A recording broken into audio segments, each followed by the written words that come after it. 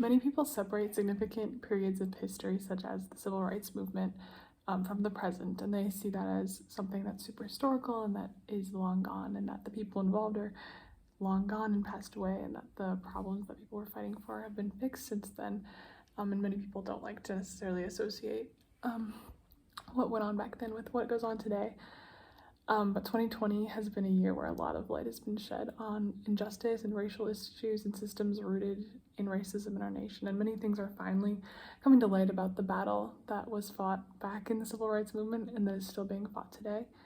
And something that really brought forth some realization of the nearness of history and the fight for social change and racial justice that is still prevalent today was the death of Congressman John Lewis, a man who fought against racism alongside Martin Luther King Jr.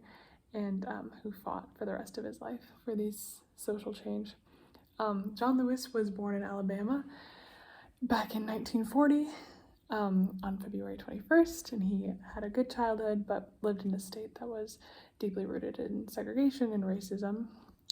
He grew up listening to Martin Luther King Jr., gave speeches and sermons, and he also grew up following the Montgomery bus boycotts of 1955 and 56 and was inspired by these people involved to act and create change. So this led to him organizing some sit-ins at lunch counters to fight segregation, and also got him involved in the Freedom Rides of 1961, which were protests against the segregation on public transportation. He was called a Freedom Rider. He deeply believed in people coming together to create social change and to fight injustices. He once said, "We all recognize the fact that if any radical social, political, and economic changes are to take place in our society, the people, the masses, must bring them about." He believed in people coming together nonviolently to fight for these changes that needed to be made. John Lewis contributed greatly to the planning of the March on Washington, which was a march that occurred in 1963, where 250,000 people protested and gathered in front of the Lincoln Memorial in D.C. To promote the Civil Rights Act of 1964. They wanted to draw attention to the inequalities that Black people and minorities in America had to face, and this led to the act being passed in 1964. Although the passing of the Civil Rights Act was monumental and prohibited the discrimination on the basis of race, sex, religion, color, or national origin, minorities still face many challenges, and it was still a huge struggle to do things such as vote because of discriminatory rules and protocols that were put into place, such as literacy tests to be allowed to register to vote. To bring attention to the struggles that Black people still had to face, Lewis helped organize another march, a very commonly well-known march called the March from Selma to Montgomery, Alabama, which was a 54-mile stretch over 5 days in 1965. During this march, the protesters faced tons of violence from state troopers, actually, and this led to more public awareness because it was televised nationally, and this actually led to speeding up the Voting Rights Act being passed by President Lyndon B. Johnson, because he saw the peaceful protests and saw the reaction of state troopers and the violent response, and realized that there needed to be action taken against the discriminatory literacy tests. So the act now outlaws these literacy tests and provides oversight over voter registration, making it safer for Black people and people of color to register and actually have their voices be heard.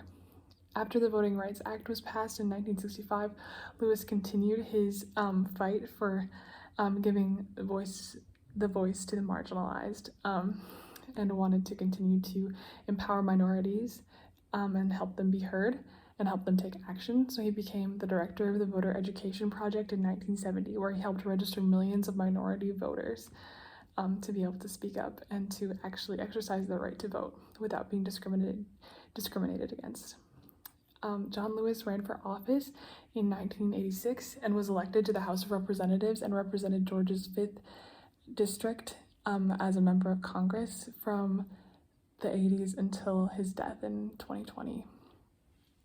During his time in office, he continued to lead voting reform as he defended the Voting Rights Act and helped with some renewals of this act.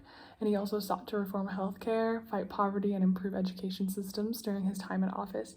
He never stopped fighting for what he believed in and working to create change. In 2016, he also organized a sit-in on the floor of the House of Representatives with other members of Congress to bring awareness to the issue of gun violence after the mass shooting that occurred in Orlando of June of 2016 at a bar. Lewis was diagnosed with stage 4 pancreatic cancer in 2019 and unfortunately passed away on July 17, 2020 at the age of 80. John Lewis strongly believed in speaking out against injustices and speaking up for what you believe in and fighting to create change in a peaceful way. He fought his whole life for what he believed in. He took action and he led very well. He once said, "Take a long, hard look down the road you will have to travel. Once you have made a commitment to work for change, know that this transformation will not happen right away. Change often takes time. It rarely happens all at once. In the movement, we didn't know how history would play itself out. When we were getting arrested and waiting in jail, or standing in unmovable lines on the courthouse steps, we didn't know what would happen, but we knew it had to happen." John Lewis fought for what he knew was right, and he believed in coming together and taking action and being patient. Change does not happen overnight, so it's important to remain committed and to keep fighting for change and for what is right. His whole life is an example of this ideology, fighting till the very end of his life. He also once said, "Get in trouble, good trouble, necessary trouble." Sometimes it's important to ruffle some feathers to create change, and people won't always like being criticized or to hear people speaking out against things they know are wrong. Consider what you know and what is wrong and what should be changed. What kind of trouble should you create to make a change for what is right? John Lewis was not afraid of getting into necessary trouble, and we should learn from his life and get in necessary trouble as well.